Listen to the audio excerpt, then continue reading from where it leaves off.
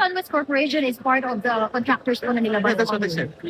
It is linked to him, correct? Yes. So if there is a showing that there are anomalous contracts, anomalous projects, substandard or those that are linked to Sunwest, then we might be compelled to invite him. Sir, but right now, do you think there is a need to invite him given na ibang mga kongresista sinasabi nila na may mga questions sa BICAM, sa budget, sa mga nangyaring changes in at the BICAM level? I think you have to ask Congressman Chapo that. Kasi it is him that has been hounding Congressman Zaldico. It is just him, no one else, actually. Among the people in Congress today, I think it is him that has been asking these questions. Again, these are legitimate questions, but I'm not quite certain how actually and specifically relevant it is to the flood control hearings. Actually, kanina sir, sila Congressman Erice at Congresswoman Laila De Lima also raised the topic, even siguro kahit in passing. I think they mentioned it, no? Pero I think it was not to the point that it almost disrupted the proceedings. I think in due time, not in the next hearing.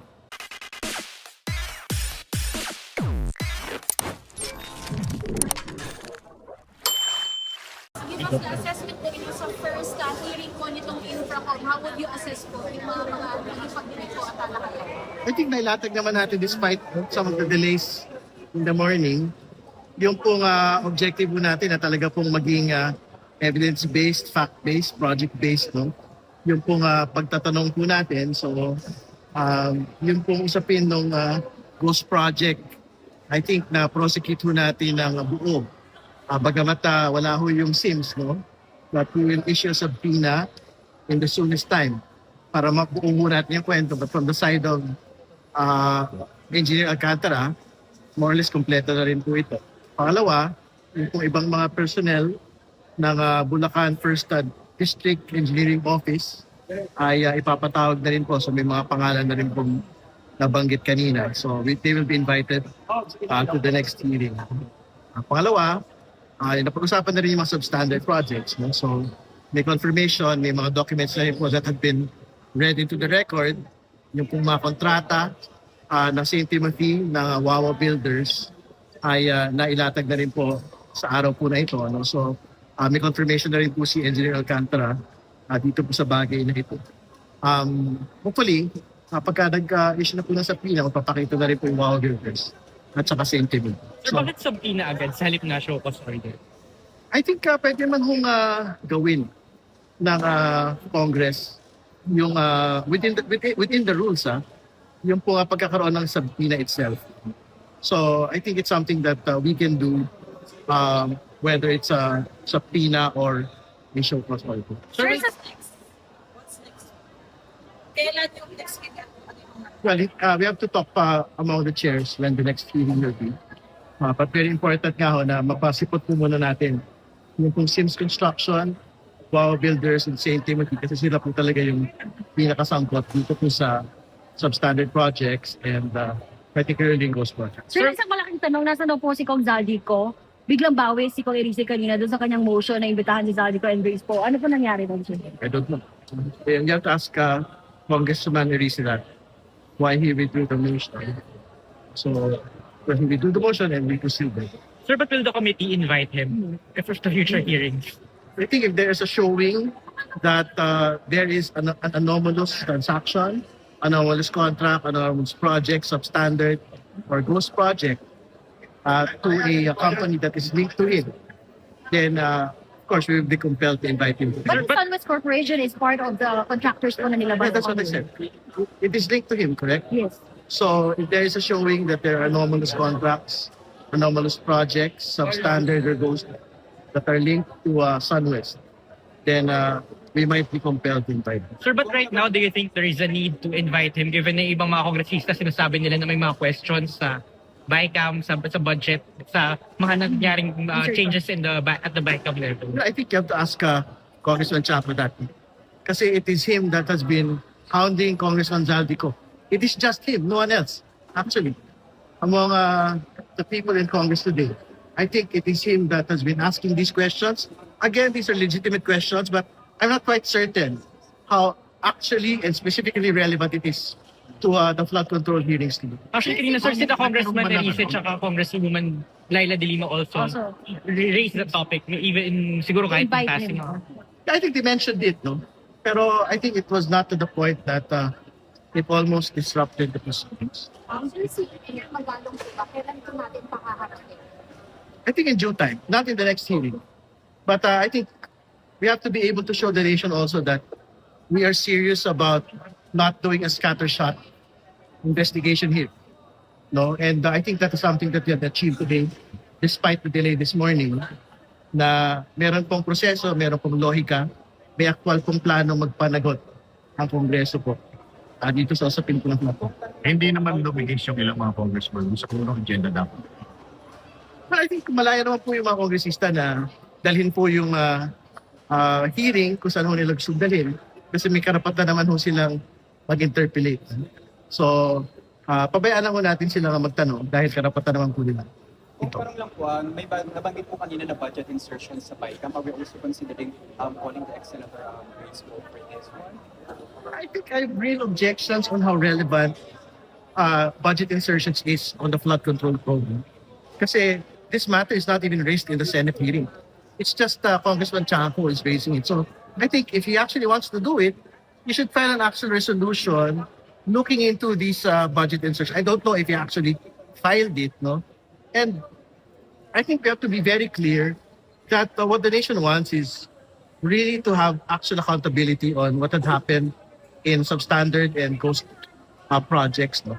So I think issues relating to budget insertion, congressional initiatives, and NEP controversies will have its day. I'm not quite certain where it will be. Okay? This is an investigation of actual flood control projects. Sabihin, he can actually raise it in a different committee. A pro committee is probably a good a committee for it, no? If he wants to have reforms on the budget process. I'm not quite certain how relevant it is on a flood control. Sir, papatawag ba ulit si i-invite ba ulit si Bunoan next hearing? Sorry? I-invite ba ulit si Bunoan sa next hearing? I think Secretary Dizon na po. He actually mentioned po na he couldn't go today kasi nga may turnover.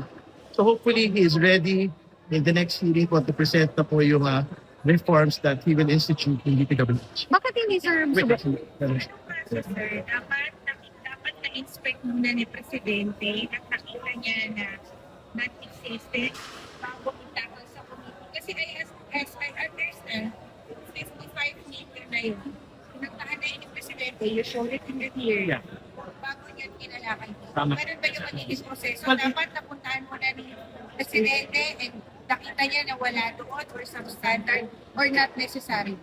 Well, isa yun dun sa mga kasi logical flow po ng investigation yun. Kasi napunta na executive, it can be the legislative's job to complete the entire picture. Kasi when the president visited, parang hindi pa buo yung kwento. So, binubuo natin yung kwento sa mga lugar po na binisita ng Pangulo.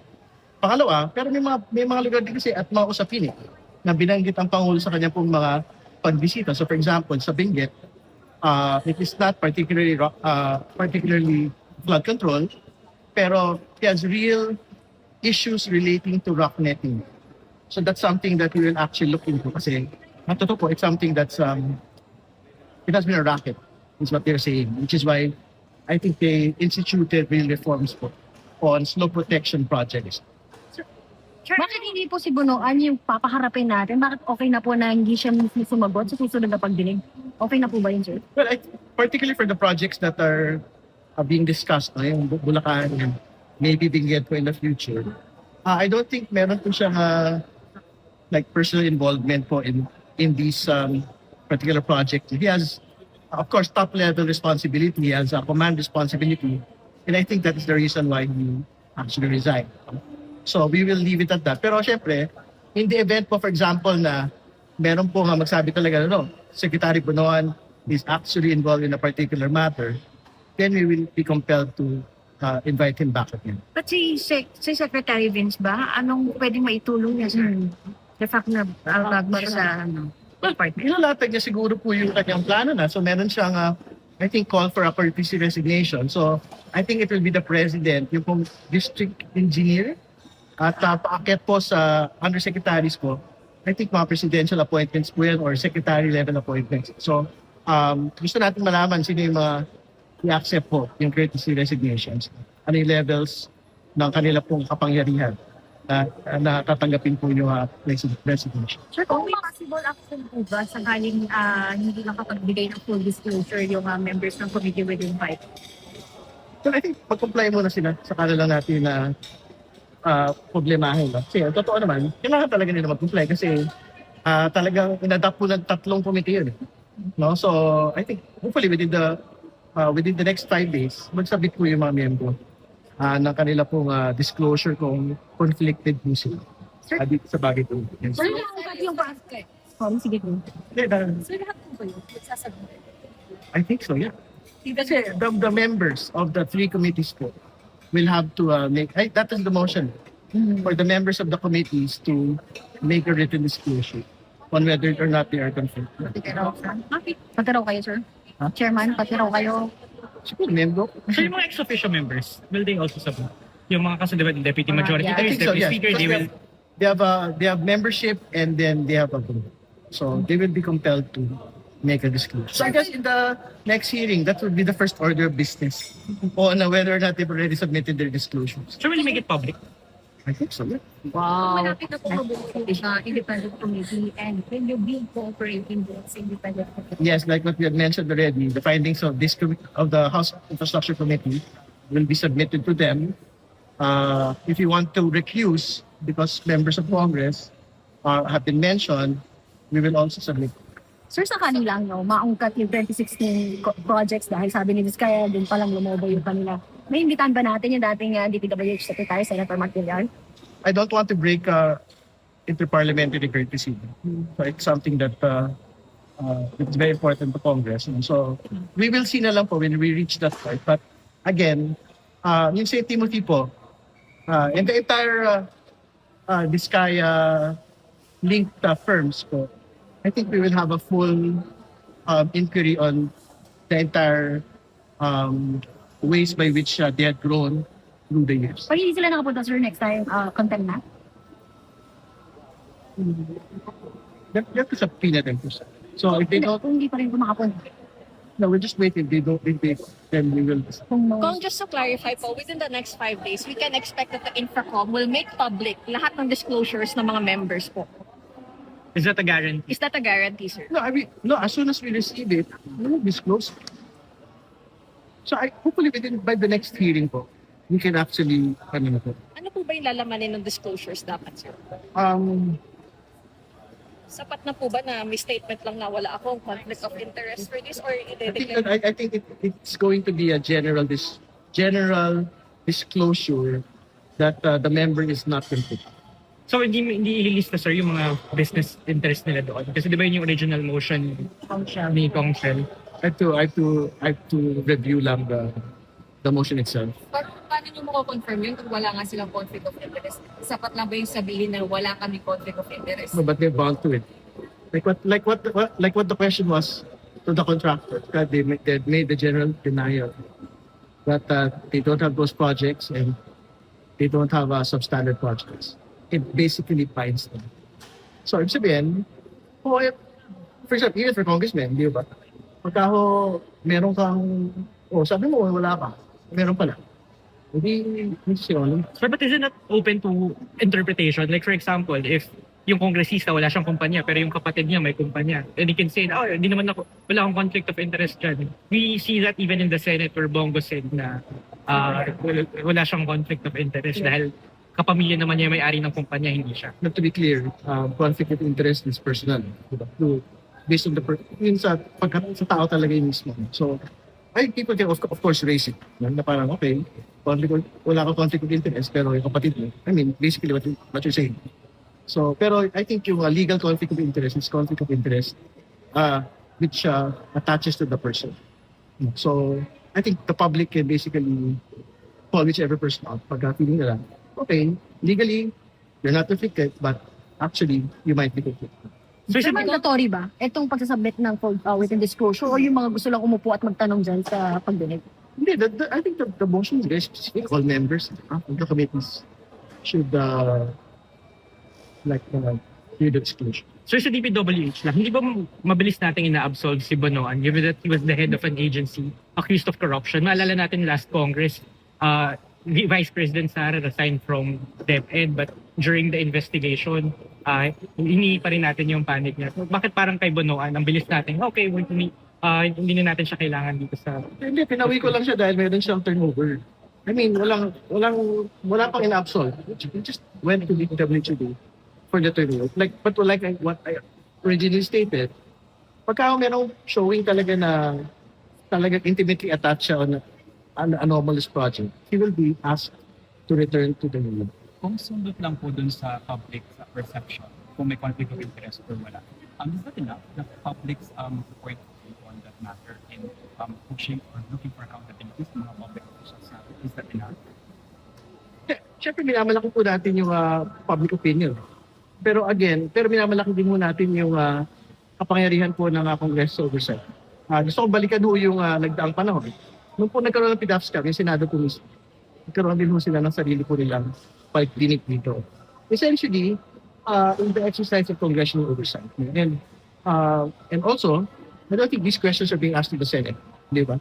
I think you have to ask them also that particular question. Kasi nga, ang totoo, and the answer that they would say probably is, it is within the Senate and the Congress power of oversight to undertake these things. So, it is the risk of the Senate and the Congress, of course, kung po sa views on conflict of interest. Pero it is something that we are willing to take. Kasi ang totoo naman, meron talagang panagutin dito. Meron talagang nag-ghost. Di ba? Pakita na natin yung kanina. So, ako, I will stake my reputation on it. No? Kumbaga, kung hindi nila, wala kwenta yung komite, di ganun talaga yun. Di ba? Pero kailangan ng mga panagot dito. Sir, sorry, from the first hearing, may nakikita na ba kayong possible legislation, proposed measure na pwede nyo buuin out of the information ng mga nakuha?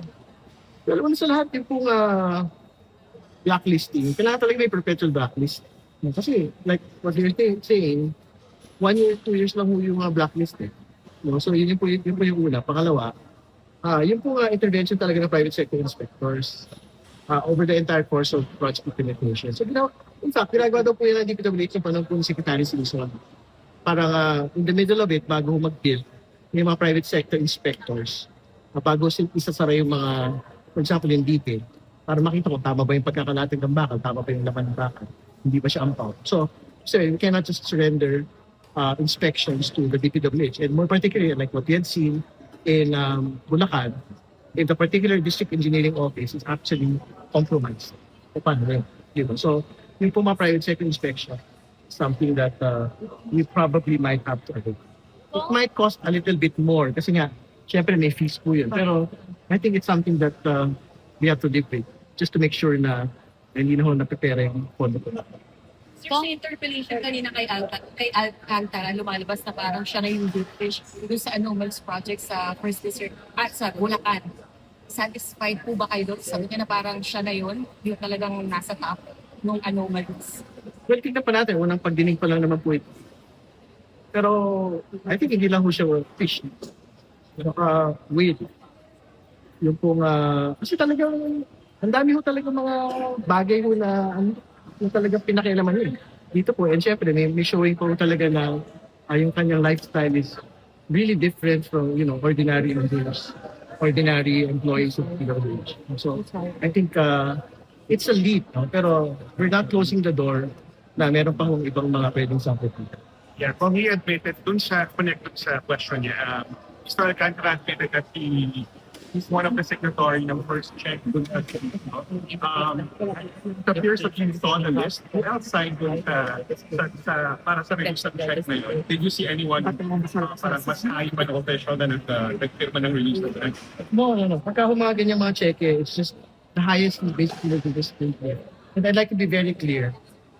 Yung negligence is his defense on this entire endeavor.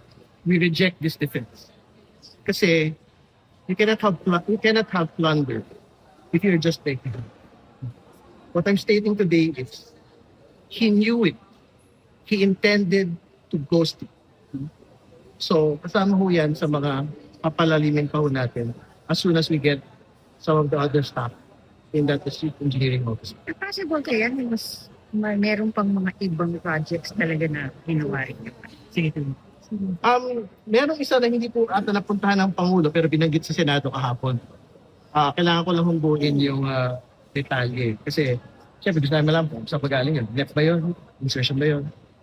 Pero hopefully in the next hearing, mabanggit po namin. Kasi parang it is being reported as two of the cases. And within that, in the engineering district. How will the committee act on the motion raised by one of your colleagues na ipanayos ng checks for Atty. Matienzo? And yung mga properties daw, ganyan. Ano bang may nabanggit? Ano ang action din? I don't remember if it's a motion, pero parang he was just manifesting po na dapat i-lifestyle check yung mga taga-pick-up. We'll still invite Mr. Matienzo in the next hearing. Pero, syempre, these are grave allegations also. And I'd like to be able to see a little bit more documentation to show na hindi yung totoo yung mga sinasabi. Kung clarify lang po, wala po bang verification process na gagawin with the written disclosures na parang will you just take their word for it na nagsabi sila na wala po talagang conflict of interest, or are you also going to require some documents like kunyari yung campaign donations na possibly taken or possibly given by contractors po na involved?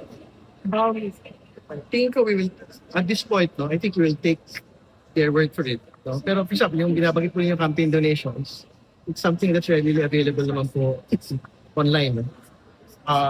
Pero again, it's an undertaking. I think they have to go to a notary public for that also. So basically, it binds them. It's not just a simple document that they sign. So kaya nga, if there's a showing na after this document, ay hindi yung totoo, conflicted ka. O di parang perjury. There's an actual penalty for that. Bali po pag di nag-complain lang po tsaka lang po pa may gagawin or tsaka po i-act sa ethics committee, parang ganun po? Actually, pwedeng mag-ethics talaga yun. Kasi nga, nagsabi ka, this is something important to the committee, pero hindi yan totoo, pwede mag-ethics talaga.